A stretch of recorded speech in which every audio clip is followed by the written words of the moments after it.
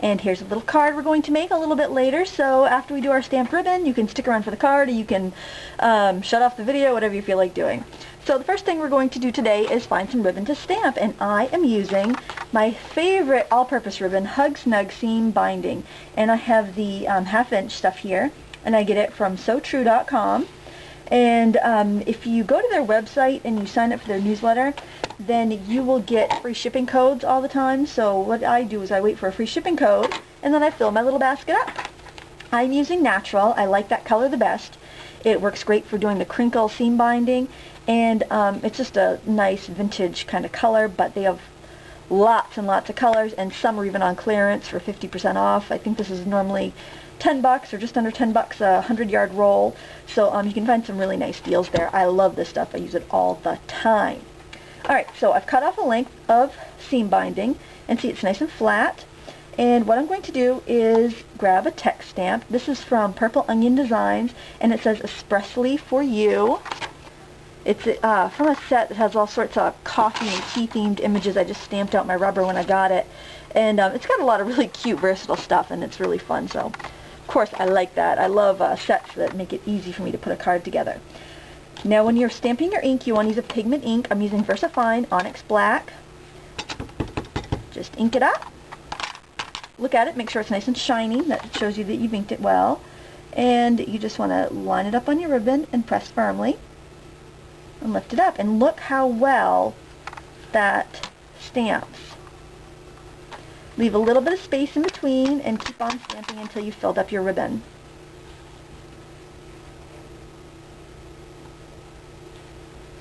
Very, very easy.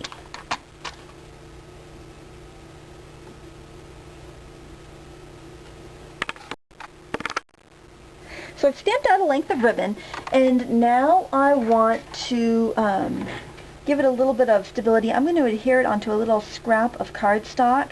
It's just going to make it a little bit easier to stick to my card. I want to layer a few things, and you can see that the ribbon's a little bit transparent. If I put that piece of paper underneath, you can see that I can kind of see through that ribbon. So I'm going to just put it on a little strip of cream cardstock scrap so that I will be able to layer it onto my card. Now I need my double-sided tape, and I'm just going to cover that strip of tape. This will hold it down really well because it's a very nice flat ribbon. If you end up getting a little buckle in there, you can just snip your tape like that and just stick it on the strip of cardstock. Alright. Whoops, that's a little crooked. You can see though it's not smudging onto my fingers. It's locked into the ribbon really well. So I'm glad that ink kind of becomes permanent pretty quick. I didn't have to heat set it. I was afraid that if I heat set this ink, that my ribbon might wrinkle because it would melt the rayon that this seam binding is made out of. So if you just let it sit for a minute, it will kind of set itself enough that you don't have to worry about it rubbing off on your card or on somebody's fingers. I'm just going to snip any overhanging ribbon, and there, I've got that pretty custom ribbon. Now, let's make the card. We've made our ribbon. That's all you need to know for stamping ribbon. Use pigment ink, stamp it on nice flat ribbon like seam binding, and you're good to go. The less texture the ribbon has, the better it is going to stamp. So I've got this card base. It's just half a sheet of 12 by 12 basil, scored and folded in half, and I punched the edge and just put some text 7 Gypsies paper on it. Here's some little scallops I stamped that were also by Purple Onion Design, and I'm going to put that on there, but first I want to add a little ruffle. And I love to use crepe paper because it's so feminine and so pretty and so cheap, and you can get it at the dollar store, and it's very readily available. You don't have to go to a fancy store to find it, and so that's why I really like this stuff. I'm just going to trim off my little bit of extra tape there.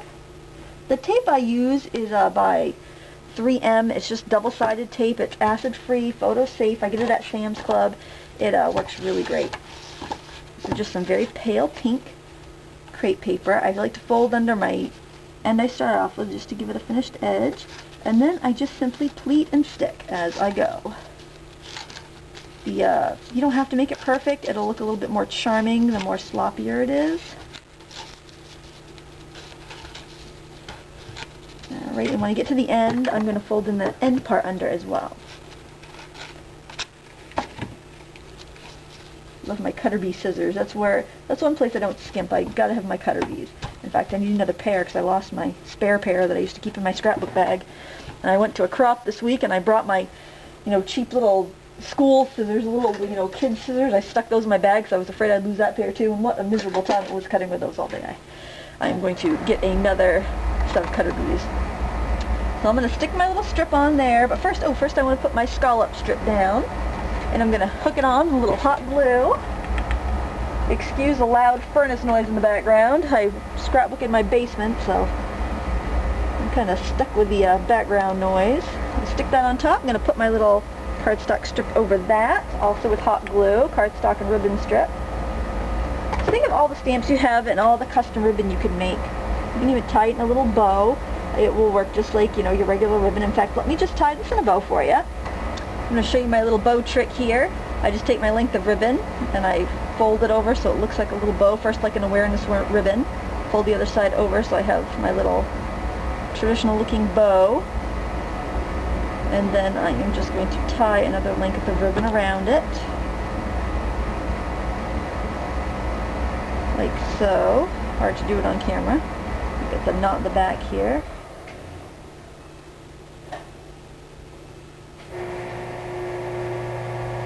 So many lovely background noises in my basement. That would be the sump pump, keeping my basement nice and dry. Alright, so then we get this cute little ribbon. I'm going to bevel my ends here. Snip and snip.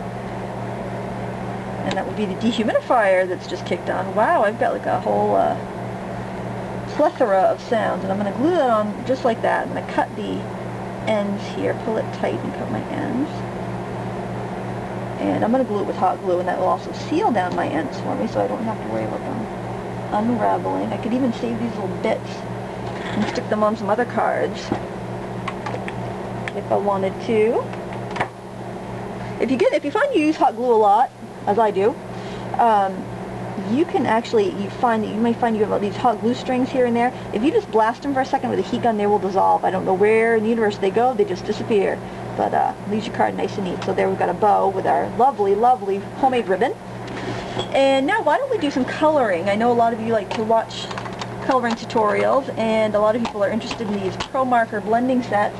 And so today we will just use the Vivid set, and we will color a cute little coffee pot.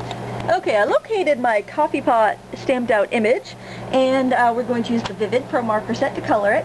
And I'm going to start with my darkest brown, which is the burnt sienna. And I'm going to color in the shadows of my French press coffee maker here. Coloring in the bottom. We're actually going to use a couple colors here to make it look nice and rich, because coffee's rich looking. We want to make sure we get that color down on our card. We want our recipient to feel like having a nice cup of coffee after she sees this, or a nice cup of espresso. I'm going to color all over it with the burnt umber, and that's going to help me blend and also make sure I don't have any hard lines. And then to lighten it up, instead of using the clear blender, because the clear blender would make it lighter, I want it richer, so I'm going to use sunflower, which is also in the Vivid set. I'm coloring on Staples cardstock, so I'm just making sure that I don't go too close to the edge or it might smear. But it blends really well in the Staples, and the Staples cardstock is very affordable.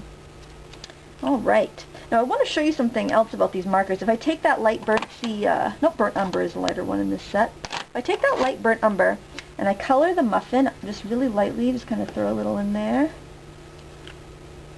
Actually, I do want the burnt sienna. Burnt sienna is a little less red. Let me just throw a little bit of that in there. Then I go in with my clear blender. I can really lighten that up to a nice tan, which would be like the color of a muffin. I'm going to have to add a little bit more in there. So going with the burnt umber. Where's the burnt sienna? Burnt sienna. Burnt sienna usually looks redder to me for some reason on this marker.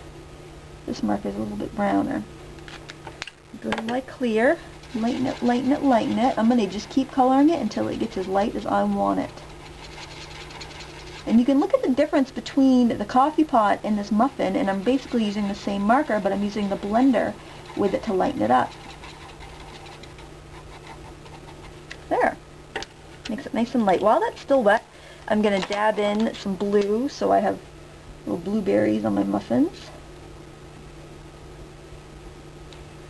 And I'm going to use a little of the gold, because the two yellows, we have a gold and sunflower in this blending kit. I'm going to use gold on the edges of my coffee cup and at the bottom of my coffee cup. And then I'm going to blend it with my sunflower. I go right over the gold and I just pull the color in. It's very easy. And actually I think I want that handle a little darker.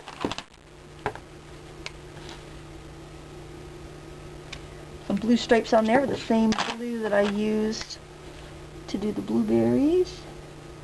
The ink is wet, so I'm going to be very careful not to get into the yellow because the ink is wet, and I think I want to actually recolor that so it's blue. Okay, now these blending sets don't come with any grays. This gray is Cool Gray number 4, and it's from the original set of 12 ProMarkers by Electroset. And what I'm going to do is I'm just going to give it a very small shadow under the objects here.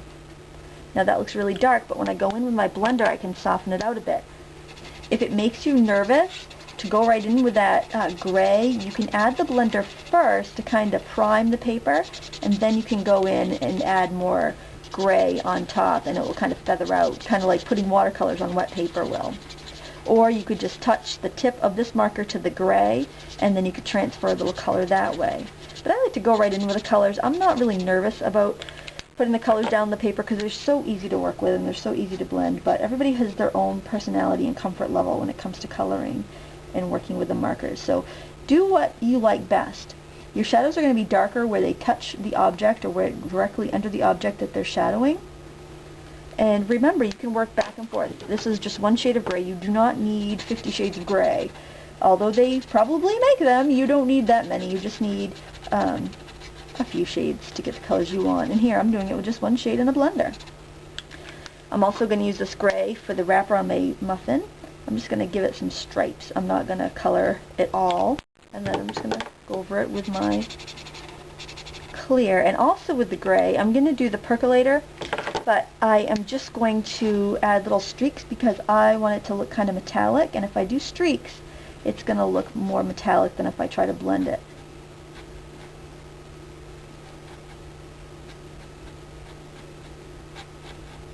You're kind of leaving like little highlights. You can blend it a little bit if you want to, but I think I'm going to leave it just like that. Now since I'm going to mount this on this card, I want to bring in some of that coral color onto the piece right there. I have this pink. I'm not sure if it's corally enough, but it'll do for the purpose of this demonstration. I can always alter it with a little chalk later if I want to. It is a little too pink, but I'm not going to worry about that. You can also use a makeup applicator sponge with any ink pad you have, or you could use a foam ink blender. I know Ranger makes them. It's right on this little green scrap I had lying on my craft table from some Mother's Day card envelopes I had made the other day. Gotta use your scraps. That's the best way to save money, is to use what you have and use it up before you buy new. I'm just gonna trim it. Usually I use a paper trimmer so I get a nice straight edge, but I'm not going to wait to make you wait around until I get to the paper trimmer. Stick that down there with double-sided tape. And look how quick and fun and easy this card was. And that doesn't even bother me that that pink's not perfect. Alright, there we go. Especially for you, a tutorial on how to make your own ribbon and color with the new Vivid ProMarker set.